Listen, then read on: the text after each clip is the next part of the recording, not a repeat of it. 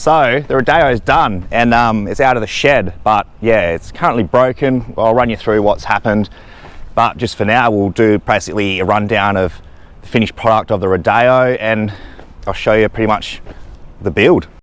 So engine bay, compound turbos, so that's a Pulsar 3660 into a Garrett 2300. Yeah, we've got custom intercooler piping, so 2.5 inch for cold side, 3 inch hot side, 2.5 inch hot side, 3 inch cold side, custom intake plenum, coilovers that come through into the engine bay. I've actually swapped out the master cylinder and the brake booster. They're off actually the Jackaroo. So the Rodeo one's gone, Jackaroo one's in. Big intercooler with the trans coolers behind it.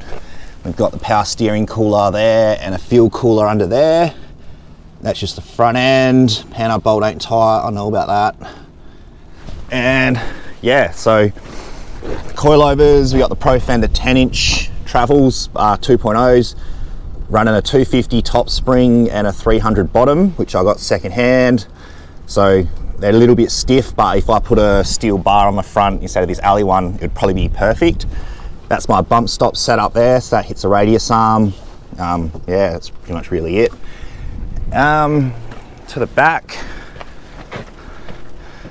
so I'm not running springs on the coilovers just yet. I've got airbags, if you can actually see down in there.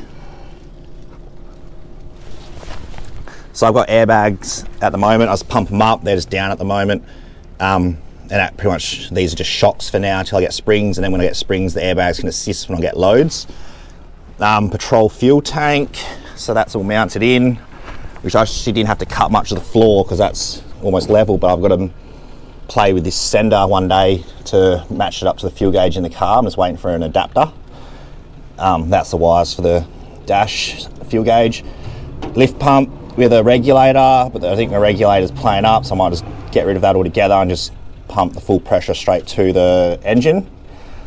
And yeah, that's basically it. Oh, inside we've got the ratchet shifter, so smash through gears basically. That switch is for the torque converter lockup, so I've got lockup, and other than that it's pretty much the same, just the JRP gauge. This gauge is going. I've got another one that's just a boost gauge, so, and the engine guard, and yeah, broken glove box, but I'll fix that. The inside's pretty much standard. I want to change the seats, but so if anyone's got seat ideas with the rails or something, let us know. The visor, that's from Retro Spares because everyone keeps asking me, so Retro Spares has them, and that was about a 6-month wait. And yeah, 4-link rear. And now the broken part. So yeah, basically I went for a drive, literally, I've driven around a little bit. I've been driving around the industrial area where the shed is. I went for one pretty much like I'm going to go for a big drive. Got all ready, took off down the road, and I got about 50 meters and the rear diff exploded. So what actually happened was, this is it here. So the pinion, you can see it in the sun, the pinion shaft actually snapped, and that's all brand new. So it was a brand new 4.6 built diff with an E-locker. The tail shaft broke because I've extended that, say the silver bits, bit of exhaust pipe, I just extended it to get my length so I could get my lengths right, send that off, and actually get a proper tail shaft made up. So I was just pretty much testing it, but it broke at the welds luckily, as could have broken somewhere else and actually done damage to the car. Yeah, I haven't pulled the diff out yet, so hopefully my E-locker, which I fitted, is fine, fingers crossed. And I just need to get a new set of gears. So I'm going to try chase some genuine 4.6s now instead of, they were Japanese style from Patroller part, and yeah, it lasted all of like 3 kilometers, if that. So yeah, other than that, the car's pretty much done. We'll get the rear diff built on flares. So see, it's pretty wide, but I can actually use these and some garden edging to cover up the wheels, and basically that's it really. Like, other than that, the car is done.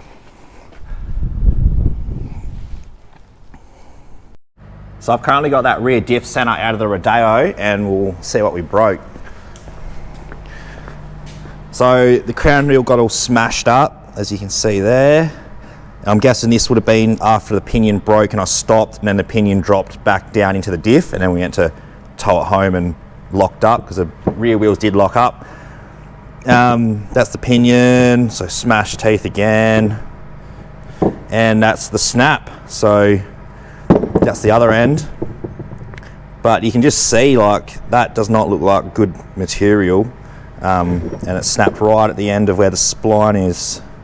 But yeah, snapping mining equipment, this stuff doesn't look like hardened or anything strong really. It actually looks like it's cast and not even heat treated or anything. But yeah, and that's the E-locker cam plate, so it broke that in half. I'm going to message Harrop and see if I can get this cam plate on its own and the pins, and after getting those two parts, my E-locker's fine except for a few scratches and bruises on it, but I buffed them out.